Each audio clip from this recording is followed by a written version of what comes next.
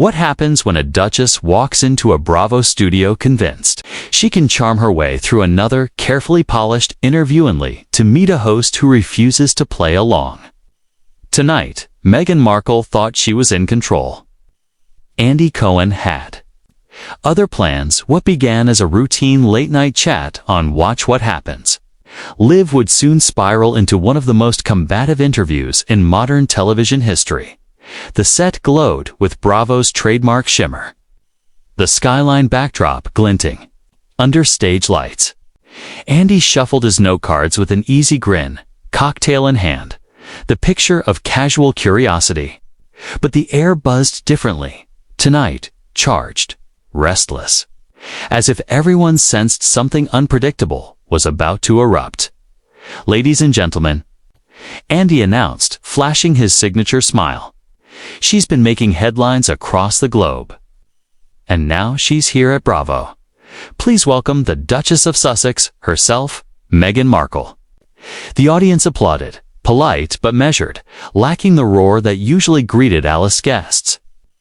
Meghan entered in a sharp black blazer and tailored trousers. Posture regal, stride deliberate, her smile perfectly rehearsed. It was the kind of smile that looked flawless on camera but didn't quite reach the eyes.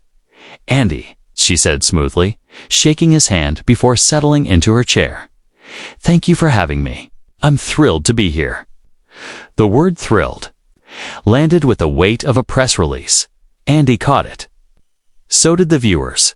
He leaned back, swirling his glass. "Let's start light. California Lifehouse, it treating you. You and Harry settling in." Meghan's reply was swift, tinged with edge. "Life's wonderful. But we don't really settle, Andy. We create." "We create. That's what we're doing in California. Something meaningful. Not just existing." A faint chuckle rippled through the crowd, more awkward than amused. Andy clocked the dismissive undertone but let it slide. "That's great to hear. And how are you and Harry?" "The tabloids, of course, love to speculate." Her smile stiffened. "We're perfect. Unlike the stories they invent daily, our marriage is solid. Maybe people should stop obsessing over what they'll never understand." The audience shifted. Her tone was defensive, clipped. Andy nodded politely. "Of course, but you know, curiosity is part of fame, right?" "Curiosity," Meghan echoed with a cool laugh.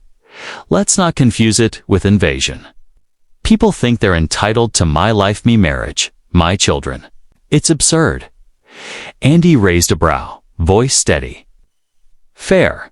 But since you brought it up, our father's been in the press again, saying he wants to see his grandchildren. Any chance of reconciliation?" The smile cracked. Meghan's jaw tightened. "Andy, my father has sold lies to tabloids for years. He chose publicity over family. He's had countless chances to handle things privately. He didn't. That chapter is closed." Her words were sharp, final. The audience murmured. Andy leaned forward slightly, tone even. "So no chance of him meeting Archie and Lily?" Her eyes flashed. "I don't reward betrayal. Would you invite someone who publicly humiliated you into your home?" "Exactly. Let's not pretend otherwise." The air chilled. Andy stayed calm, unshaken. "I hear you. But some might argue family is different, worth preserving." "They can argue all they want," Meghan snapped. "They didn't live my reality.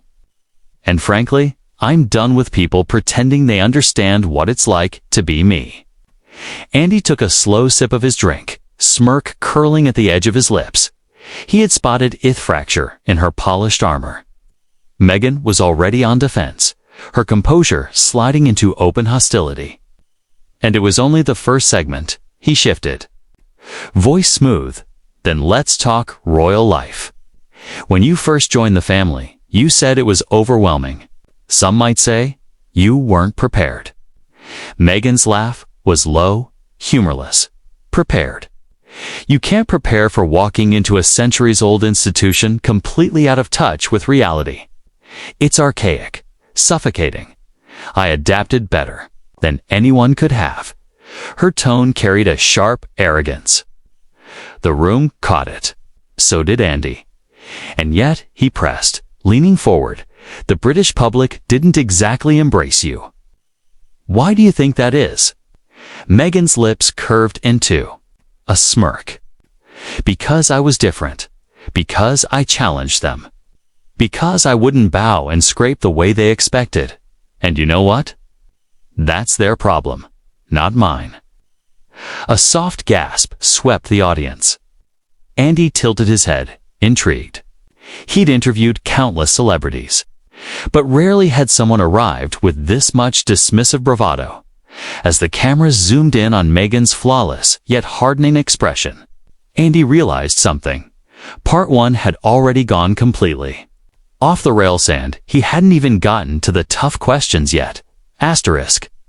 The tension hadn't eased, it had only sharpened. The commercial break was brief, but it did nothing to cool the air inside the studio. Meghan adjusted her blazer with clipped precision, her jaw set tight as the producers counted down. Andy, by contrast, sipped casually from his cocktail, posture loose, as if nothing unusual had happened at all. Welcome back to Watch What Happens Live. Andy beamed, his grin camera-ready but his eyes edged with steel. We're here with Meghan Markle, Duchess of Sussex. Before the break, we talked about royal life. Let's take it a step further. The cameras cut to Meghan. She smiled tightly, hands laced in her lap, her body language taut with control. Meghan, Andy began. Before the palace, before Netflix deals, before all of this. You were an actress. Suits put you on the map. Do you ever miss that world auditions, the grind, the hustle? Her reply came fast, almost dismissive. I don't miss anything, Andy. Acting was a stepping stone, not a destination. What I'm doing now has far more impact than playing some paralegal on TV ever could. The sharpness of her tone drew an audible inhale from the audience. Andy's brow lifted.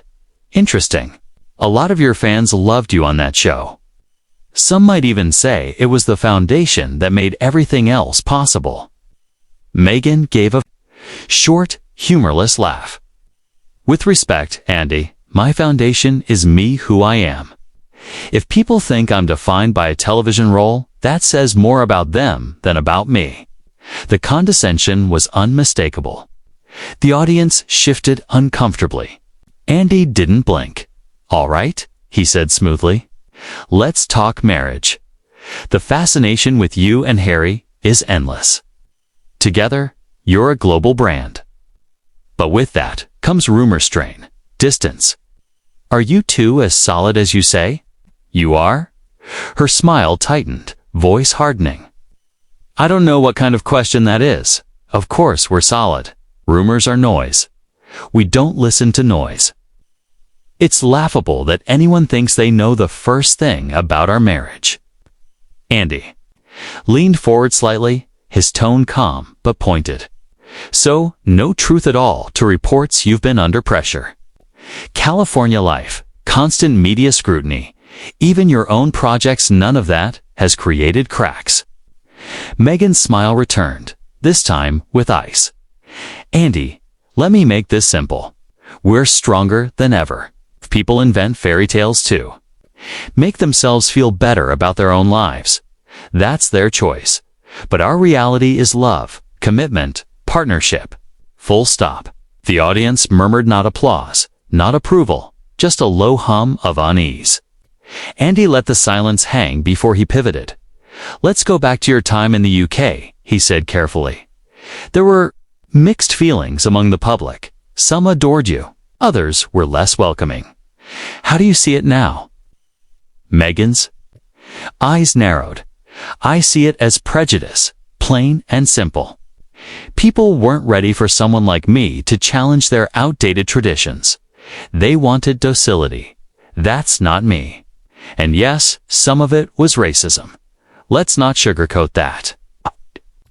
Hush swept across the studio. Andy kept his tone steady. And yet, some critics argue it wasn't race, it was attitude. That the way you carried yourself, the choices you made, created friction. What do you say to that? Meghan's reply was sharp, defensive. That's exactly what people say when they don't want to admit bias. It's not race, it's her. Attitude, convenient excuse. The truth is, I walked into a centuries-old system and they didn't know how to handle me. So they turned me into the problem. Andy's smirk flickered, faint but visible. But do you think you bear any responsibility? Any self-reflection on how your approach might have contributed? Meghan leaned forward, her voice low, disdain dripping from each word. Responsibility for being myself. For not bowing low enough. For not smiling at the right second. Please, if authenticity is a crime, then I'll plead guilty. Gasps rippled softly through the audience. Andy swirled his drink, the corners of his mouth twitching upward. He'd interviewed divas, politicians, reality stars, but Meghan's arrogance was beginning to eclipse them all. Okay, Andy said lightly, though his eyes locked on hers. Last question for this block. You've spoken often about leaving royal life for privacy. And yet, Netflix, Spotify, a best-selling memoir, Oprah. How do you respond to people who call that contradictory? The word struck like a blade. Meghan's hands clenched on the armrest.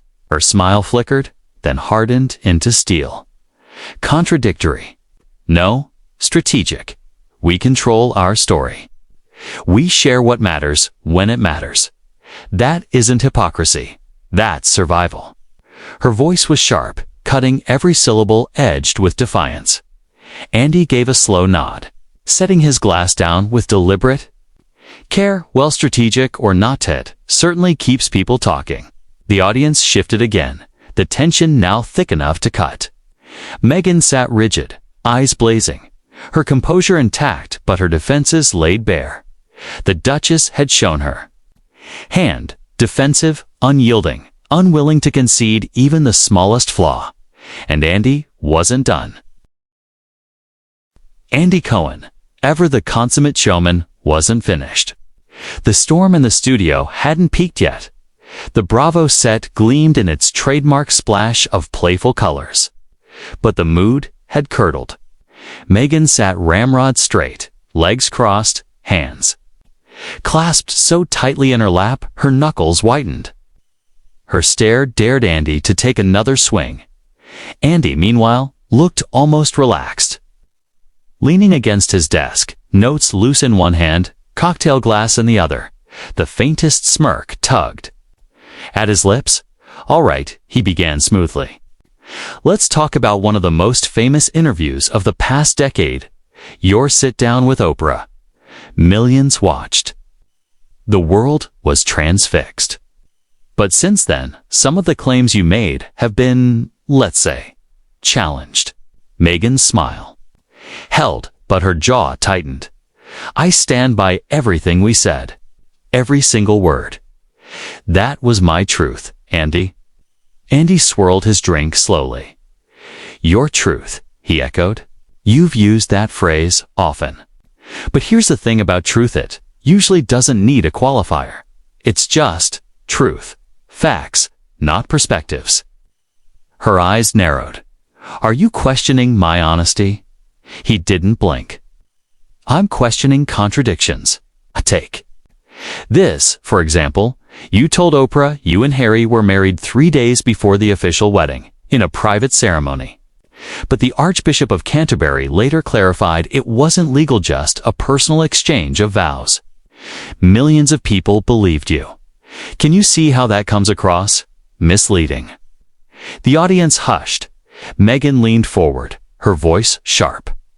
What Harry and I shared privately was sacred. Whether the Church of England calls it legal or not is irrelevant. What mattered was our commitment. Andy nodded once, but his smile carried steel. And yet, that's not what you told Oprah. You said, quote, we were married before the wedding. When the head of the church corrects you publicly, That's not semantics. That's a problem. Meghan's nostrils flared. You're twisting my words. You sound just like the British pressiger to nitpick instead of focusing on the bigger picture of what I endured. Andy's brow arched. His tone, however, remained even. Let's stay with your words. You also told Oprah your passport and keys were taken away, that you were trapped inside the palace. Yet records show you attended multiple public events, traveled abroad, even vacationed. How does that add up? The audience murmured. Meghan shifted in her chair, composure cracking at the edges. Do you understand what it's like to live in a gilded cage? Just because I appeared in public doesn't mean I was free. Every move was monitored, every step controlled. You wouldn't understand. Andy gave a humorless laugh. Maybe not. But what I do understand is inconsistency. You've painted yourself as both powerless and in control depending on which interview you're giving. And people notice that. Her eyes flashed. People notice what they want. I have nothing to apologize for. I told my story, and I'll continue to do so on my terms. If the public can't grasp nuance, that's their problem, not mine. Her dismissiveness rippled unease through the room. Andy leaned forward, lowering his voice so the words cut sharper. So when critics say you've monetized victimhood, Netflix, Spotify, Harry's memoir, you'd call that a failure to grasp nuance too. The temperature in the studio seemed to drop. Meghan's lips pressed thin. That accusation is beneath you. We've built platforms to amplify silenced voices, to spotlight causes that matter. That's not monetizing. That's service. Andy swirled his glass again, gaze never leaving her. Service that happens to come with multi-million-dollar checks, book sales, and glossy PR deals. It's convenient coincidence, isn't it? Meghan leaned forward, eyes blazing. Do you mock every guest who tries to make a difference, or just me? His smile never wavered. I don't mock. I hold people accountable, especially when they brand themselves as authentic while playing by Hollywood's rules. The audience deserves the truth, Meghan, not just your version of it. A collective gasp echoed through the studio. Meghan sat back, color rising in her cheeks, hands gripping the armrests. For the first time, her polished composure cracked. Andy let the silence stretch. He took a slow sip from his cocktail, savoring the moment. The cameras captured every flicker on her face. The audience remained frozen, sensing they were watching something rare. This wasn't an interview anymore. It was a reckoning, and the final act hadn't even begun. When the show returned from commercial, Meghan was still rigid in her chair. Her blazer was perfectly straightened, but her eyes burned with restrained fury. Andy shuffled his notes, leaned back in his chair, and smiled not warmly, but with the cool confidence of a man who knew he had cornered his guest. So, Meghan, he began, almost conversationally. Andy leaned back, his notes balanced loosely in one hand, the other cradling his glass. His tone was deceptively casual. Andy, we've covered your marriage, the Oprah interview, your acting career. Let's talk about something else: perception. A lot of people feel you've burned bridges with nearly everyone close to you. Your father, your sister, palace, staff, even longtime friends. Why do you think that keeps happening? Meghan's head snapped toward him, her words clipped. Meghan, because people sell lies, Andy. They trade trust for headlines and paydays. It's not meets them. Every time. Andy swirled the ice in his glass, his expression unreadable. Andy, so you're saying the common denominator in all of these fractured relationships isn't you? The audience let out a low, collective gasp. Meghan's jaw tightened. Meghan, I won't sit here and be psychoanalyzed by someone who profits from gossip. My whole life has been about escaping toxic people and toxic institutions. Andy leaned forward, his voice calm, but sharp enough to cut glass. Andy, toxic people, toxic institutions, or just anyone who doesn't bend to your narrative. Her face flushed. Meghan, that's insulting and frankly sexist. Andy set his glass down with deliberate precision. Andy, no, Meghan, not sexism, accountability.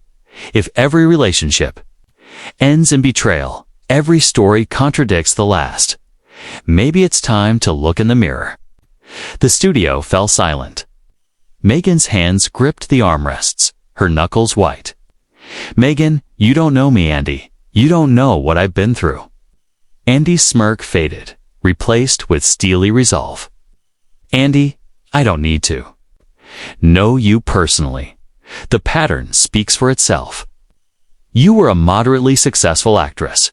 You married into the most famous family in the world. And from that moment on, every grievance became a headline. Every private dispute became content. You built a brand not on who you are, but on who you married. The words hit like a gut punch. Meghan inhaled sharply, her eyes wide. Meghan whispering, that is absolutely outrageous. Andy didn't stop. His voice rose, echoing through the studio. Andy, you call yourself a duchess, yet you hold no role in the monarchy. You claim independence, but you live off the privileges that title gave you. You demand privacy, but you've done more interviews, podcasts, and documentaries than anyone else in that family. So tell me, Meghan, what exactly are you without Harry's last name? The audience erupted in gasps. For the first time, Meghan's composure cracked. Her eyes shimmered with tears. Meghan, how dare you? After everything I've endured, how dare you reduce me to Andy? Cut her off, his tone like a blade. Andy, how dare you reduce everyone else? Kate, William, the Queen, two villains in your story so you can play the eternal victim. You weren't pushed out, Meghan. You walked out. And you've been cashing in ever since. The camera zoomed in. Meghan's tears spilled, her voice breaking. Meghan, that's not true. That's not fair. Andy, fair. The royal family isn't about fair. It's about duty. And you turned yours into a brand built on contradictions, complaints, and cash. Meghan tore at her microphone, her hands trembling. The studio watched in stunned silence as she ripped it free. Meghan, this is over. I will not sit here and be attacked. Andy leaned back, unshaken.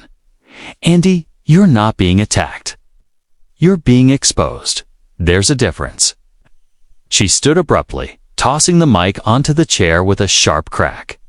Her heels echoed across the stage as she strode off shoulders. Rigid, disappearing behind the curtain, Andy turned back to the audience, his expression cool, almost amused. Andy, well, I guess that's one way to end an interview. The studio erupted, half applause, half stunned murmurs. The audience knew they'd just witnessed history.